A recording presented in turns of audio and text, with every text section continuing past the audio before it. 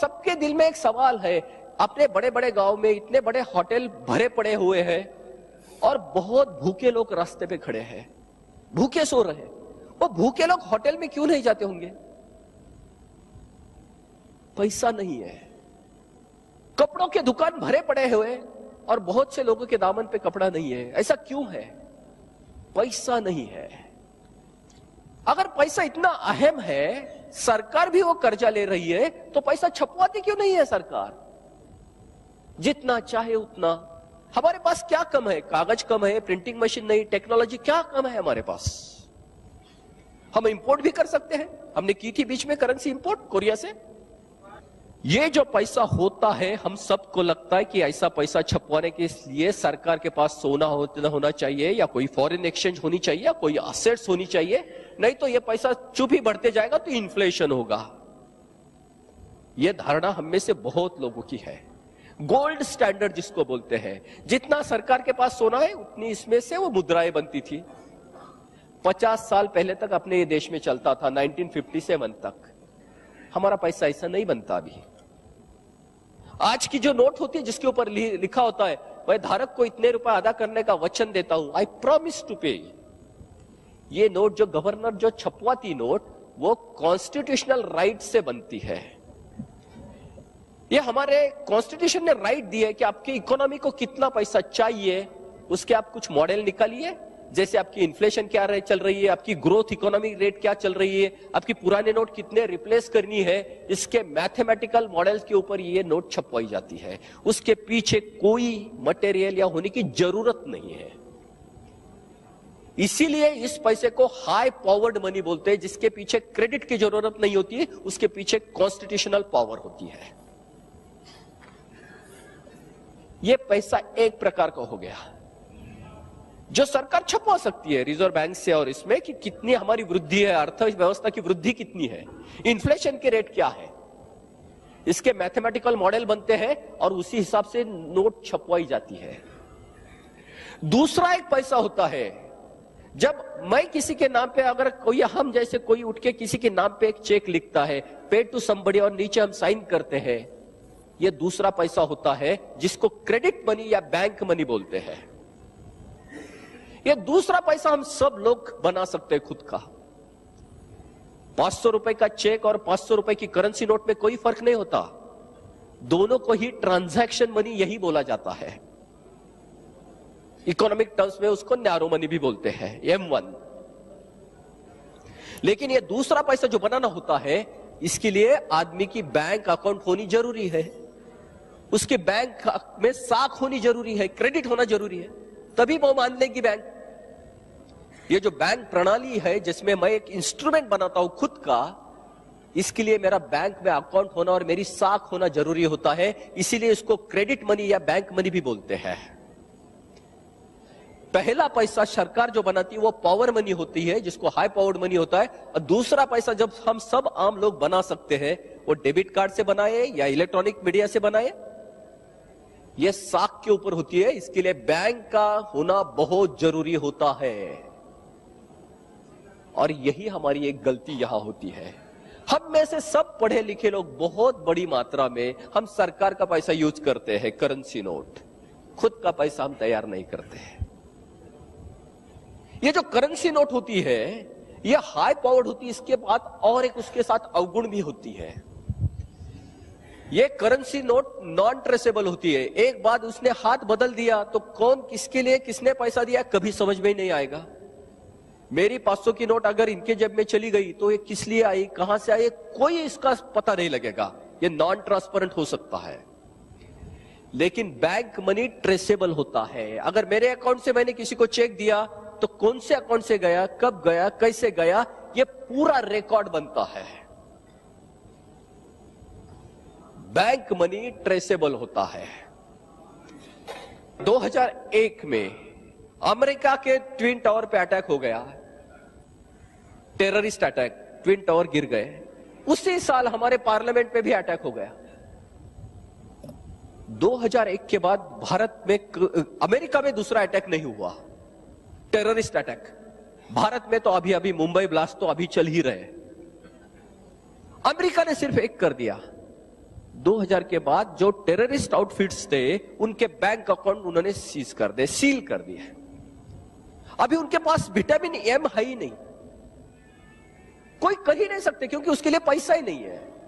America, Europe, सभी जगह आपको मालूम है 90% 95% तक तो आपको थ्रू बैंक ही जाना पड़ता है।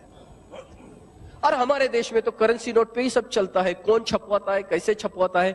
एक करेंसी नोट छपवाने के लिए अपने देश को आज 39 रुपए खर्चा आता है, 39 रुपया। उस पर इंडोर्स कुछ भी कीजिए, 50, 500, 1000 कुछ भी कीजिए, वही खर्चा शायद थोड़ा सा कम ज्यादा होगा पाकिस्तान के लिए, उतने में वो हमारी 500 और 1000 रुपए की हमारी इकोनॉमी खलास करती है नॉन ट्रेसेबल ट्रांजैक्शन से। ये हाई पावर्ड मनी जब इंडिया में आता है सभी जगह घूमने लगता है, उससे सब कुछ परचेस किया जा सकता है। पॉलिटिशियन को, हमारे पुलिस व्यवस्था को, हमारे न्याय व्यवस्था को, हमारे शिक्षण व्यवस्था को। नॉन ट्रेसेबल, उसको चैलेंज भी नहीं दे सकते। हाई पावर्ड मनी किसको समझता है ये नोट जेन्युइन है नहीं है। पाकिस्तान भी उसी से परचेस करता है पेपर जिससे हम पेपर परचेस करते हैं। प्रिंटिंग की टेक्नोलॉजी ग्लोबली ओपन है। आज बैंक मनी और क्रेडिट मनी में जो फर्क हो रहा है, आज पूरी यूके, इंग्लैंड कैशलेस इकोनॉमी की तरफ जाने की सोच रही है टेररिस्ट के अरेस्ट करने के लिए कि आपको विटामिन एम नहीं मिले। अगर दुनिया में कोई भी चीज बनती है तो उसके लिए दो चीज की जरूरत होती है, मोटिव्स और मीन्स। मोटिव यानी आपके मन में हेतु होना चाहिए और वो हेतु के लिए आपके पास संसाधन होनी चाहिए। मोटिव्स जो आते हैं वो नीति से आते हैं, मोटिव जो आते हैं वो अर्थ से आते हैं। मीन्स आते हैं वो अर्थ से आते हैं। किसी ने मोटिव्स करेक्ट करने की कोशिश नहीं की, अमेरिका ने मोटिव्स करेक्ट करने की कोशिश नहीं की, उन्होंने मीन्स को अरेस्ट किया। और हम लोग सोचते हर बार कि वो मोटिव को बदलना पड़ेगा, हमें मीन्स को करेक्ट करना पड़ेगा। मोटिव्स के लिए तो हमारे पास बहुत बड़ी विरासत है। मोरालिटी में तो हम फिलॉसफी में दुनिया को फिलॉसफी देते हैं। अमेरिका और भारत दोनों में अलग फर्क है। दोनों का पेट बहुत दुखता है, बहुत दर्द है दोनों के पेट में, लेकिन वजह 180 डिग्री में अलग है। एक का बहुत ज्यादा खाने से दुखता है, दूसरे का न खाने की वजह से दुखता है। हम लोगों को क्या करना चाहिए? पैसा इतना अहम हो गया है और वो पैसा नहीं बन रहा है तो हमारे लिए क्या होगा? हम पैसे को कैसा बनाएंगे? बैंक से कैसे ट्रांजैक्शन होते जाएंगे? ट्रांसपेरेंट कैसे होंगे? और जैसे बाबा जी जो बात करते हैं कि 50 की करेंसी नोट क्यों नहीं चाहिए ऊपर की, 39 रुपए के खर्चे में अगर पाकिस्तान को 50 की नोट बनानी है तो परवड़ेगी नहीं, क्योंकि वो डिस्ट्रीब्यूट करने के लिए 11 रुपए लगेंगे, बैंकक्रप्ट हो जाएगा पाकिस्तान। लेकिन 39 रुपए में 500 और 1000 की अगर ये काउंटरफिट करेंसी बनी ना तो कितना प्रीमियम है। ये दाऊद कहां से इतने बड़ा फैला सकता है? ये कोई भी करप्शन का बेसिक टूल क्या है? हम में से इतने बड़े व्यापारी है, बड़े बिजनेसमैन है, हम रिश्वत किस में देते हैं? कभी चेक से दे सकते हैं? दाऊद ने कर मेरे कनपट्टी पे रिवॉल्वर रखा, मुझे 2 लाख रुपए की रेंसम चाहिए, फिरौती चाहिए, मैं इतना ही पूछूंगा मेरे पास करेंसी नहीं है, बोल कौन से नाम पे चेक दे दूं? दाऊद ले सकेगा वो पैसा? हम लोग बहुत बड़ी मात्रा में एक तरफ जा रहे हैं कि ये सभी अर्थशास्त्रियों का प्रॉब्लम नहीं है, ये तो आम आदमी का, ये कॉमन सेंस का प्रॉब्लम है। हम ट्रेसेबल नहीं बना पा रहे हैं हमारे अकाउंट्स को। आज जो सुरेश कलमाड़ी जो अंदर गए हैं वो अभी तक सिर्फ 300-350 करोड़ की इसमें जो ट्रेसेबल हुए हैं ट्रांजैक्शन, लेकिन हमें मालूम है कि वो फिगर कितनी बड़ी है। हमें उनकी ट्रेसेबिलिटी एस्टेब्लिश नहीं होती है करप्शन की इसमें, और कानून तो वो चाहता है। हमें क्या करना पड़ेगा? हमें बैंक की तरफ जाना पड़ेगा कैश से निकाल के। और वो कैसा होता है, वो क्या करनी चाहिए है? थोड़ा सा प्रेजेंटेशन में मैं आपके सामने एक चित्र रखता हूं जो हम हमारा समाज किस तरीके से आगे आ रहा है। हम ये सोशल रियलिटी बोल के इसको देख रहे हैं। हमारा एक बड़ा जहाज है, टाइटैनिक जैसा बड़ा जहाज, 121 करोड़ की हमारी उसमें पॉपुलेशन उसमें तैर रही है, उसमें प्रवास कर रही है। तो ये बड़ी जहाज एक जागतिकीकरण यानी ग्लोबलाइजेशन की इसके ऊपर जाके टकरी है। नीचे से छेद गया, पानी ऊपर आ रहा है। ये इस जहाज में बड़े बड़े टियर्स है। सबसे ऊपर वाला टियर जो है वो पॉलिटिशियंस और पॉलिसी मेकर का है। बड़े आराम से वो टिकट निकाल के अंदर बैठे हैं सब, लेकिन दरवाजे बंद है।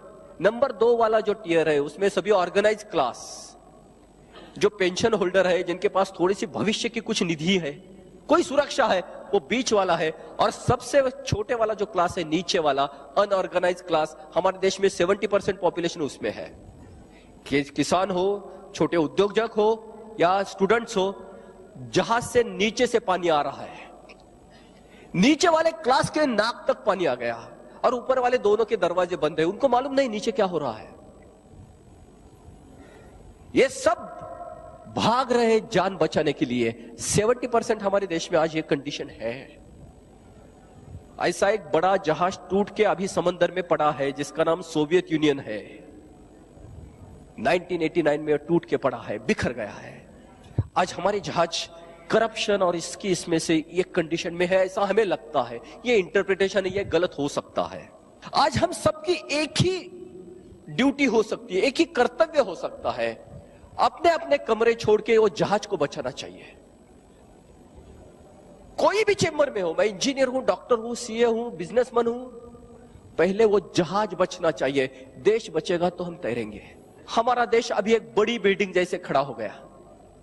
ये पंचायत जैसे छोटी छोटी, स्मॉल इज ब्यूटीफुल से लेके हम जायंट इज पावरफुल की तरफ हम बढ़ने लगे हैं। अभी एक ओनरशिप के बड़े बिल्डिंग जैसे हमारा देश खड़ा हुआ। आपको तो सबको मालूम है कि ओनरशिप के बिल्डिंग को जो पानी का सप्लाई होता है वो ओवरहेड टैंक से होता है।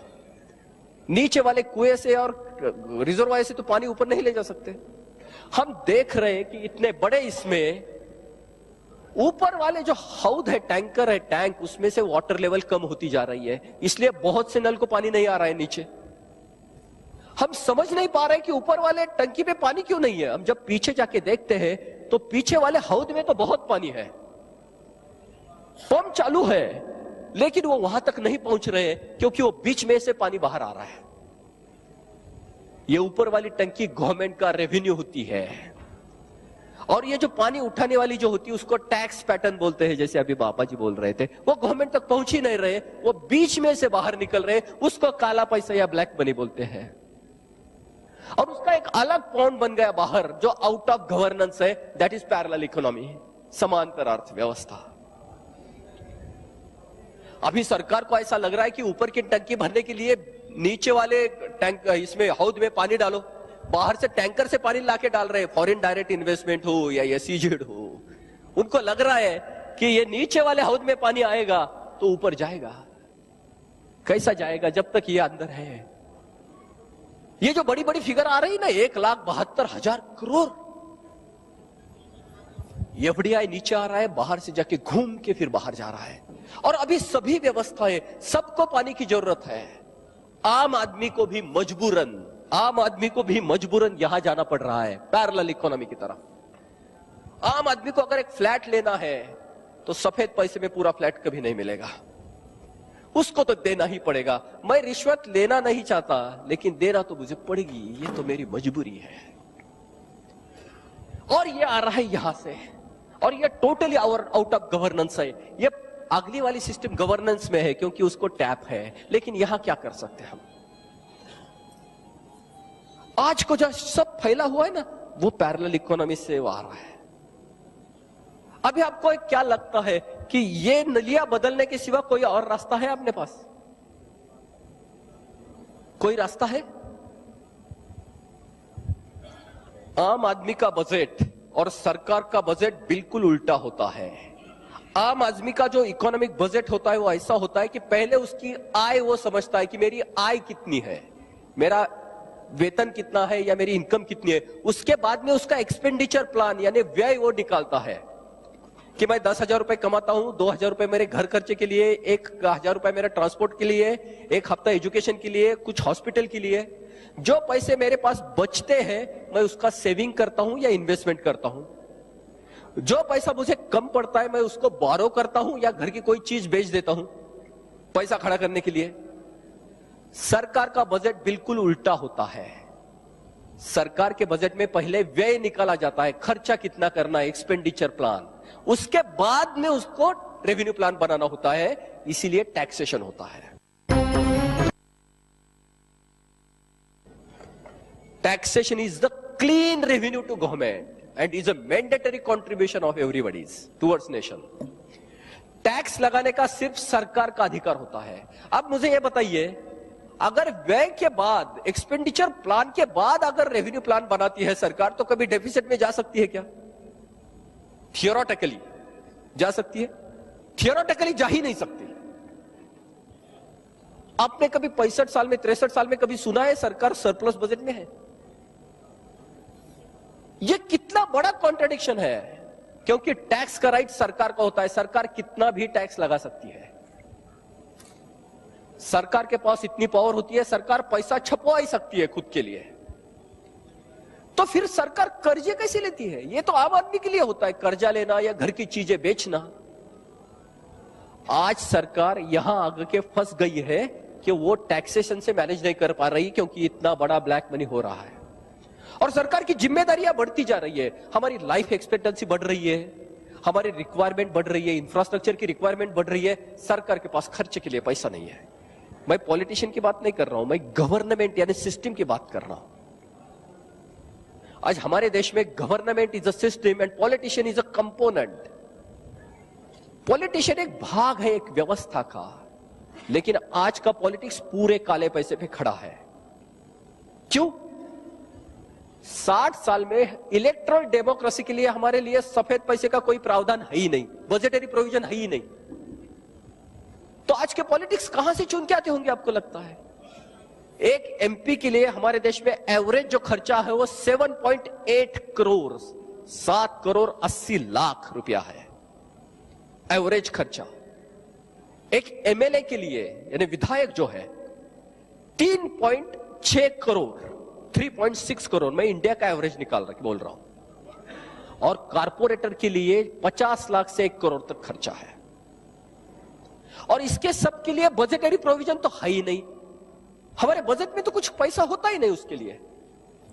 तो ये कहां से आते होंगे आपको लगता है, ये विधायक? और ये कहां से आते होंगे?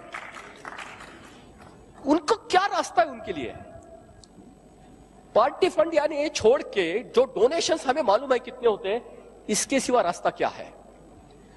हमारे जो टॉप लोग उसी ऑब्लिगेशंस में आते हैं, तो वो जो शाख पे बैठे वो काट नहीं सकते, उसके भी ऑब्लिगेशंस होते हैं। आज हमें जो लग रहा है ये ऐसा लग रहा है, ये भी इंटरप्रिटेशन है, ये भी इंटरप्रिटेशन है।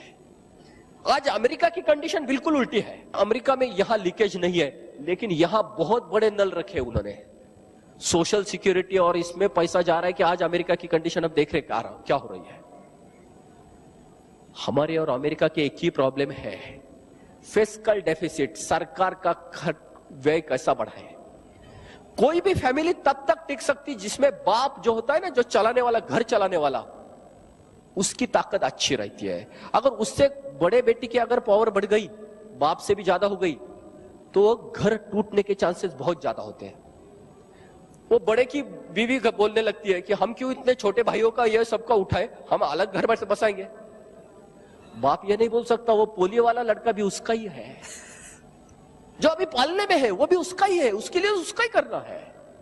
अगर घर बचाना है तो बड़ी ताकत वो ताकतवान होनी चाहिए। अगर वो बूढ़ा हो गया, उसकी ताकत कम हो गई और बच्चा बड़ा होगा, तो घर बिखरने के चांसेस बहुत ज्यादा है। अमेरिका और भारत आज बहुत एक दूसरे में आ रहा है, क्योंकि बाप की ताकत कम हो रही है। यह फिस्कल डेफिसिट यानी गवर्नमेंट की जो रेवेन्यू होती है वो कम होती जा रही है। सरकार हर चीज को अलग अलग तरीके से पैसा कमाने की बात करती है। पहले पैसे छपवाते जाओ, उससे इन्फ्लेशन बढ़ता है, जैसे आज हम देख रहे। सरकार सिर्फ ऐसी होती है जो पैसा नया बना सकती है।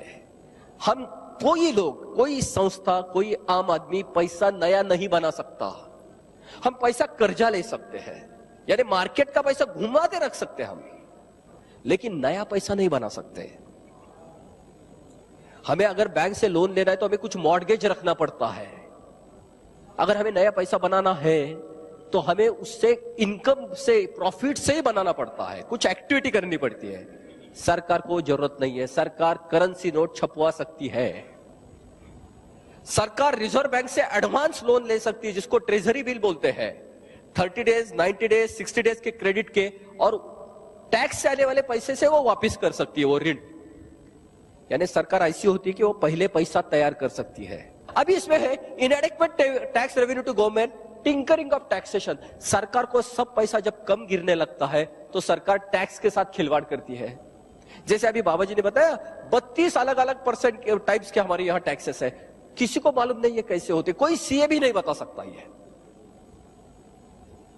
अलग अलग किस्म, डिस्क्रिमिनेशन, नॉन ट्रांसपेरेंसी, इसके लिए इतने शेड्यूल्स आम आदमी को समझता ही नहीं। वो इतना समझता है मुझे घर चलाने के लिए कुछ तो देना है, सीधे से लेना भाई। इतना वो ट्विस्ट किया जाता है कि वो समझता नहीं। इसका जो होता है tinkering of taxation system, come on, flawed taxation system, वो बहुत क्लिष्ट हो गई है, बहुत कॉम्प्लिकेटेड हो गई हमारी टैक्स सिस्टम। इससे क्या हो रहा है? टैक्स इवेजन, इसमें से हमारे देश में से टैक्स बहुत बड़ी मात्रा में चोरी या टैक्स से हम बाहर आ रहे हैं। ये टैक्स इवेजन से डायरेक्ट जो होता है, आपको आज मालूम है जिम्बाब्वे जैसा एक देश है जहां 2 बिलियन जिम्बाब्वियन डॉलर की नोट है, 2 बिलियन जिम्बाब्वियन डॉलर, और उसमें क्या मिलता है? एक चाय का कप और बिस्कुट का पूड़ा। 2 बिलियन डॉलर की जिम्बाब्वियन नोट। ये इन्फ्लेशन होता है, हाइपर इन्फ्लेशन जिसको बोलते हैं। इन्फ्लेशन की वजह से हमें बड़ी नोट निकालनी पड़ती है। बड़ी नोट निकालने की वजह से ease of cash transaction, cash transaction आसान होते हैं। आज 1 करोड़ का तो बक्सा भी नहीं है, छोटी सी गड्डी में पैसे चले जाते हैं। उसका जो डायरेक्ट होता है non traceable transaction, cash transaction कभी ट्रेसेबल नहीं होते हैं। कैश ट्रांजैक्शन नॉन ट्रेसेबल हो जाते हैं। दूसरी तरफ से टैक्स इवेजन से ब्लैक मनी ही, और वो दोनों में से ब्लैक मनी तैयार होता है। टैक्स इवेजन और non traceable transaction. Non traceable transaction corruption को प्रमोट करते हैं। ब्लैक मनी और corruption is equal to parallel economy. दूसरी तरफ से लार्ज डिनोमिनेशन नोट की वजह से less use of banking system, हम बैंक में जाते ही नहीं है, अपना पैसा तैयार ही नहीं करते। एक तरफ तो शरीर में खून तैयार नहीं होता, और जो होता है वो पूरा पोल्यूटेड होता है, काले पैसे की इसमें से वो पूरा खराब होता है। इसका डायरेक्ट जो होता है less use of banking system, poor credit और कैपिटल फॉर्मेशन। हमारे देश में पैसा बोरियों में पड़ा है लेकिन कैपिटल नहीं है, भांडवल नहीं है, दिखाने के लिए सफेद है ही नहीं। Inadequate capital supply to economy, GDP growth slow down. बाबा जी हर इसमें बोलते हैं कि हमारी जीडीपी बहुत ज्यादा होनी चाहिए, वो होती नहीं है। जीडीपी कम डाउन होने की वजह से सरकार को जो टैक्सेस मिलते हैं, इनडायरेक्ट टैक्स, वैट हो, एक्साइज हो, वो कम मिलते हैं। ये विशेष सर्कल पूरा होता है। इनएडिक्वेट टैक्स और करप्शन, सरकार के पास ताकत भी नहीं है और करप्शन से ये देश लिपटा है। ये दोनों में से पुअर गवर्नेंस होता है। हमारे देश की आज सबसे बड़ी प्रॉब्लम पुअर गवर्नेंस की है। करप्शन को वो कंट्रोल नहीं कर पा रही है। पुअर गवर्नेंस और करप्शन से पूरे देश की सोसाइटी इनसिक्योरिटी फील कर रही है, आज असुरक्षित महसूस कर रहे हैं हम सब लोग। ये हमें लगता है ऐसा हो रहा है। पूरे टैक्स निकाल देने चाहिए, 50 के ऊपर की नोट निकल देनी चाहिए, एक ही जगह टैक्स लगना चाहिए ट्रांजैक्शन पे। अभी कोई कंप्लायंस करना, किसी को टैक्स भरना नहीं है, कोई कुछ नहीं करना है। No compliance, no audits. आपके अकाउंट पे आया हुआ पैसा टैक्स भर के आया होगा। करेंसी में आप कर दो कितना भी ट्रांजैक्शन, आपके लिए टैक्स लगेगा नहीं, रिस्क आपकी रहेगी। ये जो है, ये आपका सामने यही 5 पॉइंट का प्रपोजल है जिसके बारे में हम बात कर रहे हैं। ये जो सॉल्यूशन है, नहीं बाकी का जो है वो हमारी इंटरप्रिटेशन है, वो उसके ऊपर तो आप बहुत बहस कर सकते हैं। जो हम इसकी बात कर रहे हैं कि जो सॉल्यूशन जो रख रहे हैं, हमारा इंटरप्रिटेशन, हमने पहले बताया कि दवाई कैसी होती है, तो हमारा डायग्नोसिस की बात कर रहे हैं। वो डायग्नोसिस गलत हो सकता है, लेकिन ये बात है मेडिसिन की बात है, ये आपके सामने रखेंगे। ये पॉइंट आपके सामने हर बार रहेंगे। अभी मैं सिर्फ आपको ये मेडिसिन लेने के बाद क्या परिणाम हो सकते मैं आपसे ये करूंगा। हमने सिर्फ 4 इंजेक्शन अभी बात की है। वो 4 इंजेक्शन है। बैंक ट्रांजैक्शन टैक्स एक ही टैक्स रहेगा, 50 के ऊपर की नोट चली जाएगी, 2000 के ऊपर का लीगल प्रोटेक्शन चला जाएगा, और लास्ट का इंजेक्शन बहुत इंपॉर्टेंट है, आज का पूरा काला पैसा एक बार बैंक में जमा हो जाएगा, उसके ऊपर 2% कट जाएगा, कोई कुछ नहीं पूछेगा। VDIS अभी तक 4 बार आ गई है, ये लास्ट बार। आपके पास 10,000 करोड़ है, आपका नाम कुछ भी है, लाके डालिए, आपको कोई कुछ नहीं पूछेगा। सिर्फ नोट असली है या जाली है ये देख लिया जाएगा। एक बार ये फिल्टर जरूरी है। आपका पैसा भी ट्रेसेबल होगा। एक बार VDS सुप्रीम कोर्ट ने अभी बोला है कि अभी ये लास्ट टाइम आई थी कि हर बार अगर आप ऐसा करेंगे तो ईमानदार आदमी को क्या मिलेगा। ये लास्ट करेक्शन है, ना इसके बाद टैक्स रहेगा ना VDS की जरूरत पड़ेगी, क्योंकि उसके बाद टैक्स ही नहीं रहेगा। ये 4 का इंजेक्शन का आप सिर्फ परिणाम देखिए क्या होता है, आपके सामने सीधी बात आएगी। High value cash transaction not practical. 50 के करेंसी की नोट पे आप बोरियों में तो पैसा ले नहीं जा सकेंगे, उसको तो पुलिस प्रोटेक्शन भी नहीं है, कोई भी आपको लेके लूट जाएगा तो आप कुछ नहीं कर पाएंगे। High value cash transaction not practical नहीं होंगे। इसका मतलब जो होगा इंक्रीज इन बैंकिंग ट्रांजैक्शन बढ़ेंगे। अगर कैश ट्रांजैक्शन प्रैक्टिकल नहीं है तो आप बैंक ट्रांजैक्शन बढ़ सकते हो, उसके सिवा क्या हो सकता है। और उस जगह आपको बैंक ट्रांजैक्शन टैक्स लगेगा। इसका मतलब होगा tax revenue increases by orders of magnitude. सरकार को ह्यूज टैक्सेशन आएगा। Adequate revenue to government. सरकार यानी वो टंकी भरेगी, कितना आएगा, जैसे बाबूजी ने बताया था। आज RTGS जिसको बोलते हैं real time gross settlement, online पे जो ट्रांजैक्शन होते हैं, रोज 2.5 लाख करोड़ रुपए के ट्रांजैक्शन RTGS में होते हैं। ये RBI साइट पे फिगर है।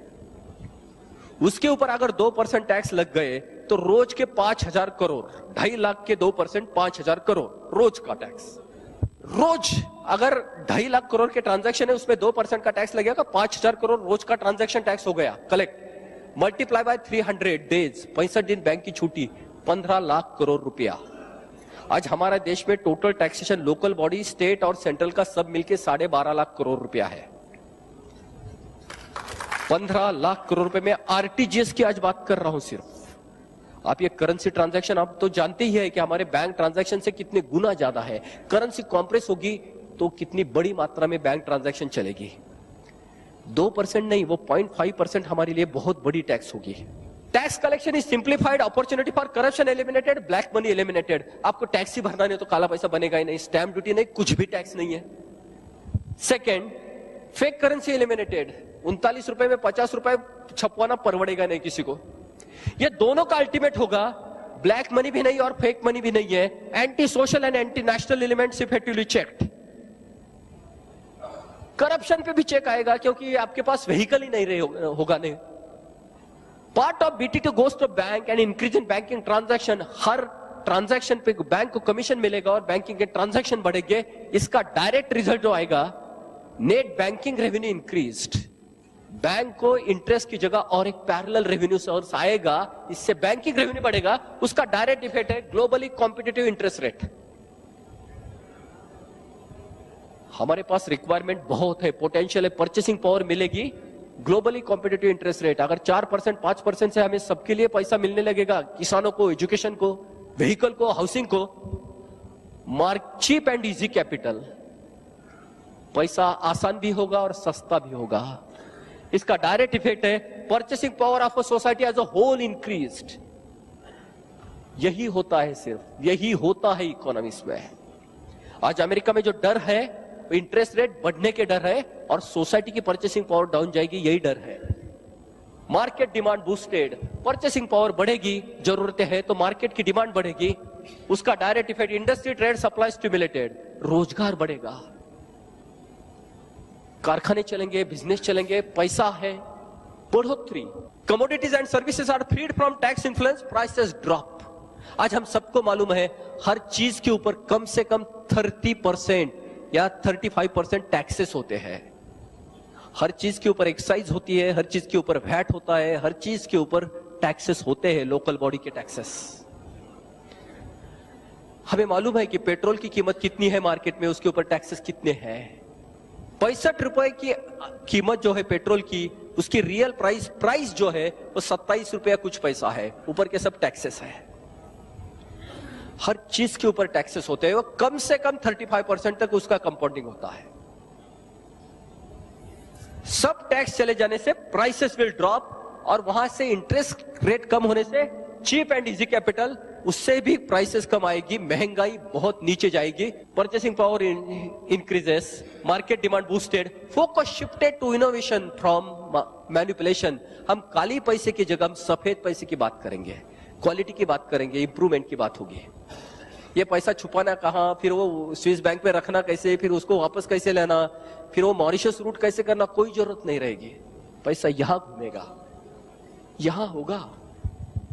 Industry trade supply stimulated, black money is converted into white money supply regulated. बड़ी नोट भी नहीं है तो एक बार सब कुछ ला के डालो, वीडियास। आपको कोई पूछेगा नहीं 28,000 कहां से आए, 28,000 करोड़ ये इकोनॉमी में आ जाएंगे, तो लोगों को सस्ते इसमें कर्जा मिलेगा और नीचे तक वो परकोलेट होगा। आपका पैसा तिजोरी में जो पड़ा है वो किसी के काम का नहीं है, नीचे आना चाहिए उसको। Tax revenue increases by orders of magnitude, adequate revenue to government. ये तीन जो है, anti social, anti national element effectively checked, industry trade supply stimulated और एडिक्वेट रेवेन्यू टू गवर्नमेंट, इसके direct effect social security restored. Anti national और anti social element को अगर check हो गया तो सोशल सिक्योरिटी आएगी। दूसरी तरफ से government debt check, fiscal deficit recovered. हर लोकल बॉडी से लेकर स्टेट्स, गवर्नमेंट और सेंट्रल बॉडी को हर ट्रांजैक्शन पे टैक्स मिलते रहेगा।